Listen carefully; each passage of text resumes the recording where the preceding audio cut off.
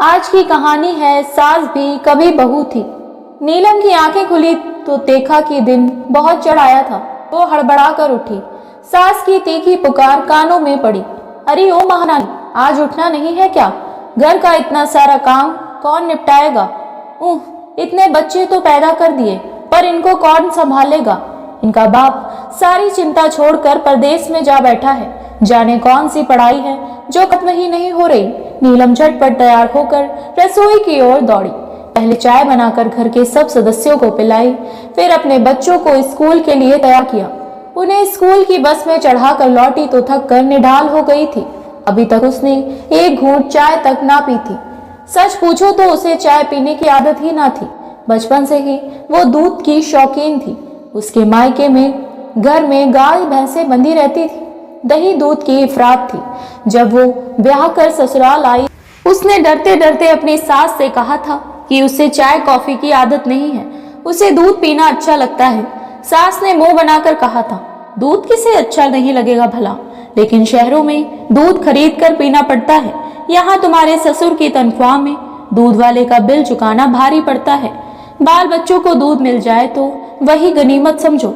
उसके बाद नीलम की फिर मुंह खोलने की हिम्मत ना हुई थी। उसने कमर कस ली और काम में लग गई। घर में महाराजिन थी, पर जब वो काम से नागा करती तो नीलम को उसका काम संभालना पड़ता था। मेहरी नहीं आई तो सब नीलम का मुंह ताकते रहते और वो झाड़ू लेकर साफ सफाई में जुट जाती। घर में कई सदस्य थे। एक बेटी थी जो अपने परिवार के साथ मायके में ही जमी हुई थी। उसका पति घर जमाई था और सास का बेहद लाडला था। नीलम के अलावा दो देवर देवरानियां भी थीं, पर वे बहुएं बड़े घर से आई थीं और सास की धौंस की वे बिल्कुल परवाह नहीं करती थी। नीलम का पति डॉक्टरी पढ़ने के लिए लंदन ये कह कर गया था, तुम कुछ दिन यहीं मेरे माता पिता के पास रहो। तकलीफ तो होगी, पर थोड़े ही समय के लिए। पढ़ाई पूरी होगी और नौकरी लग जाएगी तो मैं तुम लोगों को ले जाऊंगा और फिर हमारे दिन अच्छे हो जाएंगे। नीलम मान गई थी। इसके सिवाय और कोई चारा भी तो ना था। बच्चों की पढ़ाई की वजह से उसका शहर में रहना अनिवार्य था।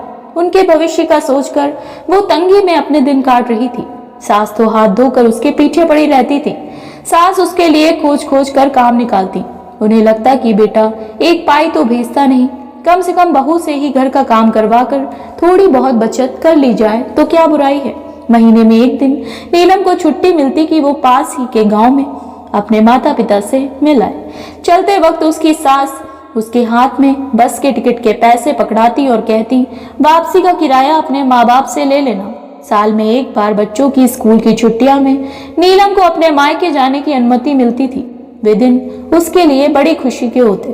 वो घर के एक काम को हाथ ना लगाती, बात बात पर ठुनकती, थाली में अपनी पसंद का खाना ना देखकर रूठ जाती। उसके माँ बाप उसकी मजबूरियों को जानते थे, उसकी तकलीफों का उन्हें अंदाजा था। वो उसको बहुत प्यार करते और उसकी अपनी हैसियत के अनुसार हर मदद करते थे। नीलम को भेंट में एक आध छोटा मोटा गहना बनवा देते।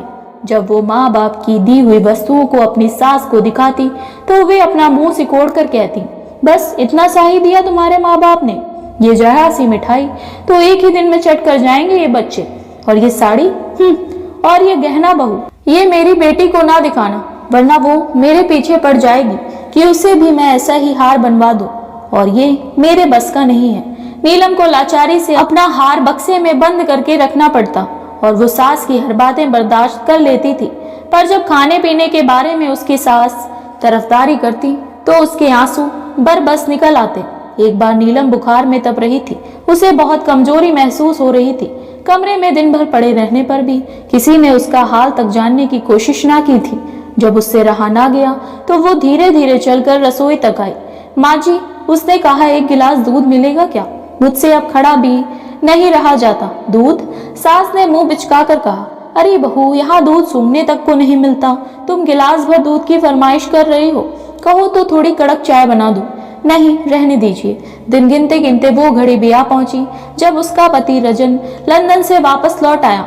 आते ही उसकी नियुक्ति मुंबई के एक बड़े अस्पताल में हो गई और वो अपने परिवार को लेकर चला गया।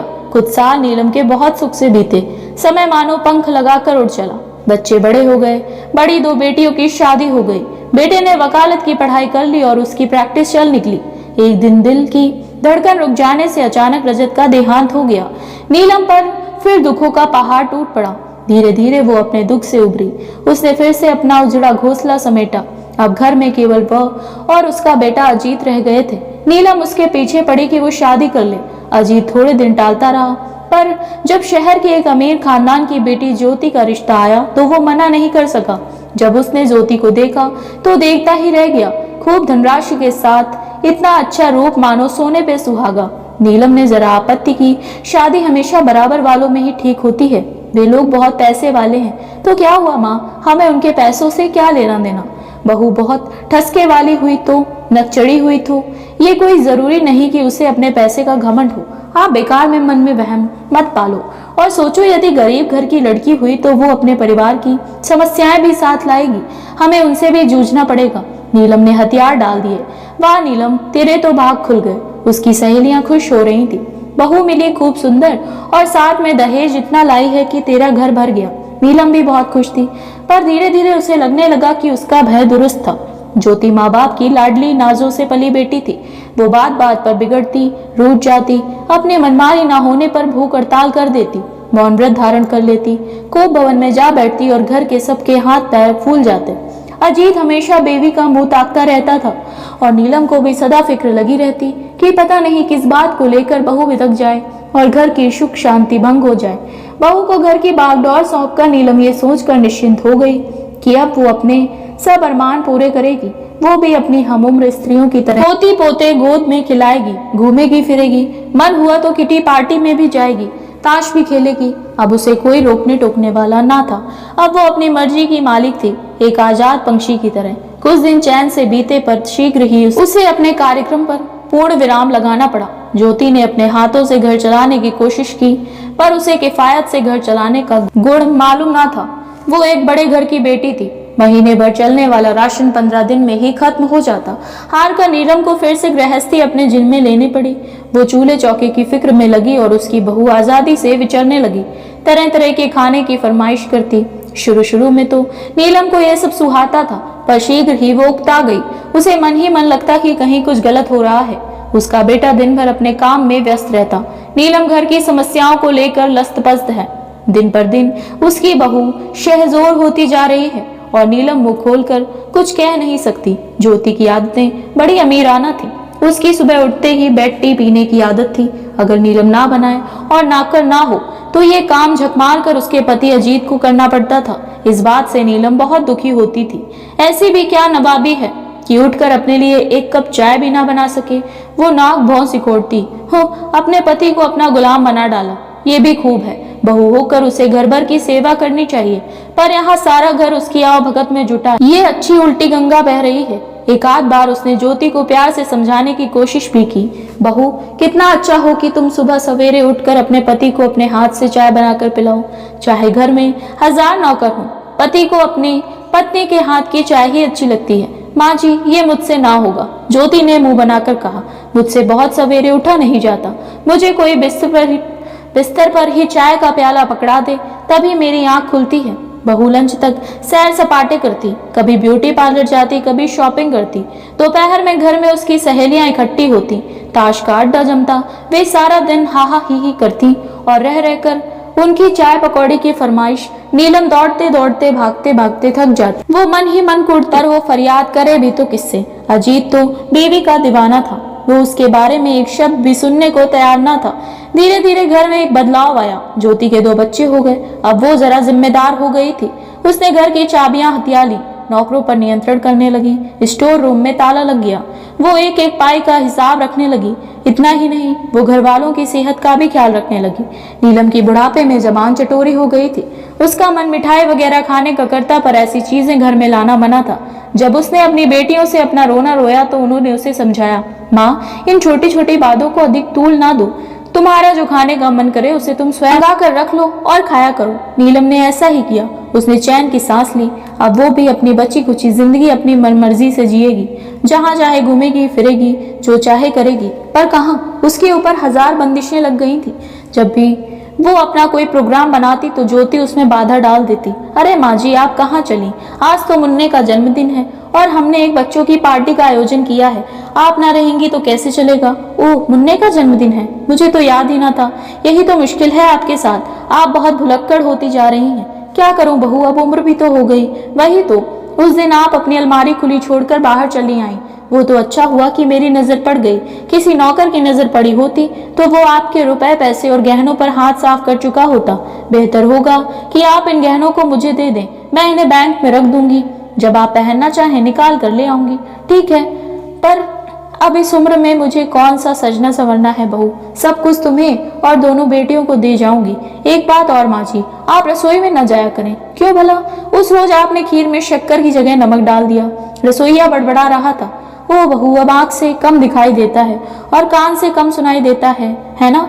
आपके बगल में रखा टेलीफोन घनघनाता रहता है और आप फोन नहीं उठाती। हाँ माँ, अजीत कहता है पता नहीं तुम्हें दिन पर दिन क्या होता जा रहा है। तुम्हारी याददाश्त एकदम कमजोर होती जा रही है। याद है उस दिन तुमने हम सबको कितनी परेशानी में डाल दिया था? नीलम ने अपराध बोध से सिर झुका लिया। उसे याद आया वो दिन जब हमेशा की तरह वो शाम को टहलने निकली और बेध्यानी में चलते चलते ना जाने कहाँ जा पहुंची। उसने चारों तरफ देखा तो हर जगह बिल्कुल अनजानी लगी। उसके मन में डर बैठ गया। अब वो घर कैसे पहुंचेगी? वो रास्ता भूल गई थी और चलते चलते बेहद थक भी गई थी। पास में ही एक चबूतरा दिखा था तो वो उस चबूतरे पर कुछ देर सुस्ताने बैठ गई थी। तभी वहां एक सज्जन आए। नीलम को देखकर वो बोले, अरे माँ जी, आप यहाँ कहाँ? आप तो जुहू में रहती हैं, फिर अंधेरी कैसे पहुँच गई? क्या रास्ता भूल गई हैं? चलिए मैं आपको घर छोड़ देता हूँ। घर वाले सब चिंतित होकर बाहर खड़े थे। अजीत उसे देखते ही बोला, माँ तुम कहाँ चली गई थी? इतनी देर तक घर नहीं लौटी तो हम सबको फिक्र होने लगी। मैं अभी कार लेकर तुम्हें ढूंढने निकलने वाला था। बस आज से तुम्हारा अकेले बाहर जाना बंद। जब कहीं जाना हो तो साथ में किसी को ले लिया करो। अजीत उसे डॉक्टर के पास ले गया। डॉक्टर ने नीलम की जांच की तो बेटे से बोला, आपकी माँ को अल्जाइमर्स की बीमारी है। जिस तरह बुढ़ापे में शरीर कमजोर हो जाता है उसी तरह दिमाग भी कमजोर हो जाता है। ये बीमारी लाइलाज है पर जान को खतरा नहीं है। बस जरा एहतियात बरतना पड़ेगा। जाने कौन सी मरी बीमारी है जिसका आज तक नाम भी ना सुना। नीलम ने चिढ़कर सोचा। अब उसके बाहर आने जाने पर भी प्रतिबंध लग गया। अक्सर ऐसा होता कि उसके पास रखी टेबल पर चाय की प्याली रखी रहती और वो पीना भूल जाती। ये मुझे दिन पर दिन क्या होता जा रहा है, वो मन ही मन घबराती। दिमाग पर एक धुंध सी छाई रहती। जब धुंध कभी छंटती है तो उसे एक एक बात याद आती। एक बार नीलम को फ्लू हो गया। 3-4 दिन से मुंह में अन्न का एक दाना भी ना गया था। उसे लगा कि थोड़ा सा गर्म दूध पिएगी तो उसे फायदा पहुंचेगा। वो धीरे से पलंग से उठी, घिसटती हुई रसोई घर तक गई। बहू, एक प्याला दूध दे दो, इस समय वही पीकर सो जाऊंगी और कुछ खाने का मन नहीं कर रहा है। दूध? ज्योति मानो आसमान से गिरी। ओहो माँ जी, इस समय तो घर में दूध की एक बूंद भी नहीं है। मैंने सारा दूध जमा दिया है दही के लिए, कहिए तो बाजार से मंगा दूं। नहीं, रहने दो, नीलम बोली। वो वापस अपने कमरे में आई। क्या सबके जीवन में यही होता है? उसने मन ही मन कहा। वो हमेशा सोचती आई कि जब वो बहू से सास बन जाएगी तो उसका रवैया बदल जाएगा। वो अपनी बहू पर हुक्म चलाएगी और उसकी बहू दौड़ दौड़ कर उसका हुक्म मानेगी। लेकिन यहाँ तो सब कुछ उल्टा हो रहा था। कहने को वो सास थी पर उसके हाथ में घर की बागडोर ना थी। उसकी एक ना चलती, उसकी किसी को परवाह ना थी। बेटे अजीत के प्रिय कुत्ते टाइगर से भी गई भी थी। टाइगर की कभी तबीयत खराब होती तो उसे एक एसी कार में बिठाकर फौरन डॉक्टर के पास ले जाया जाता। पर नीलम बुखार में तपती रहे तो उसका हाल पूछने वाला कोई न था। वो अपनी इस स्थिति के लिए किसे दोष दे? उसे लग रहा था कि वो एक अवांछित मेहमान बनकर रह गई है। वो पेक्षित सी अपने कमरे में पड़ी रहती है या निरुद्देश्य सी घर में डोलती रहती है। उसका कोई हमदर्द नहीं, कोई हमराज नहीं। वो पड़ी पड़ी दिन गिन रही है कि कब सांस की डोर टूटे और वो दुनिया से चली जाए। सांस होकर भी उसकी ऐसी दशा, ये बात उसके पल्ले नहीं पड़ती। एक जमाना था कि बहू का मतलब होता था एक दबी हुई सहमी हुई प्राणी जिसका कोई अस्तित्व न था, जो बेजुबान थी और जिस पर मनमाना जुल्म ढाया जा सकता था, जिसे दहेज के लिए सताया जा सकता था और कभी कभी निर्दयता पूर्वक जला भी दिया जाता था। आज के जमाने में बहू की परिभाषा बदल गई है। आज की बहू दबंग है, शहजोर है, ईंट का जवाब पत्थर से देने वाली है, एक की 10 सुनाने वाली है। वो किसी को पुट्ठे पर हाथ नहीं रखने देती, उससे संभल कर पेश आना पड़ता है। उसके मायके वालों पर टिप्पणी करते ही वो आग बबूला हो जाती है, रणचंडी का रूप धारण कर लेती है। ऐसी बहू से वो कैसे पेश आए, उसे कुछ समझ में ना आता था। उसे याद आया कि उसकी सास जब तक जीवित रही हमेशा कहती रही, अरे बहू ये बात अच्छी तरह गांठ बांध ले कि तेरा खसम तेरा पति बाद में है, मेरा बेटा पहले है। वो कोई आसमान से नहीं टपका है तेरी खातिर, उसे मैंने अपनी कोख में 9 महीने रखा है और जन्म दिया है और मर मर कर पाला है। उस पर तेरे से अधिक मेरा हक है और हमेशा रहेगा। नीलम अगर ज्योति से ये सब कहने जाएगी तो शायद ज्योति कहेगी कि माँ जी आपको अपना बेटा मुबारक हो, आप रहो उसे लेकर, मैं चली अपने बाप के घर और आप लोगों को शीघ्र ही तलाक के कागजात मिल जाएंगे। नीलम यही सब सोचने लगी। हाय तलाक का हवा दिखाकर बहू घर भर को चुप करा देगी। नीलम की तो सब तरह से हार थी, चित भी बहू की, पट भी उसकी। नीलम ने अपना सिर थाम लिया। सारी उम्र सोचती रही कि वो सास बन जाएगी तो ऐश करेगी, अपने घर पर राज करेगी, पर आज उसे लग रहा था कि सास बनकर भी उसके जीवन में कुछ खास बदलाव नहीं आया। क्या ये नए जमाने का दस्तूर था, या बहू की पढ़ाई की करामात थी, या उसके पिता की दौलत का करिश्मा था, या फिर बहू की परवरिश का कमाल? उसकी बहू तेज तर्रार है, मुंहजोर है, निर्भीक है, स्वच्छंद है, काबिल है, और नीलम पहले भी बहू थी और आज सास होने के बाद भी बहू है। आशा करती हूँ आपको हमारी ये कहानी पसंद आई होगी। अगर हमारी कहानी पसंद आई हो तो हमारे चैनल को सब्सक्राइब करें।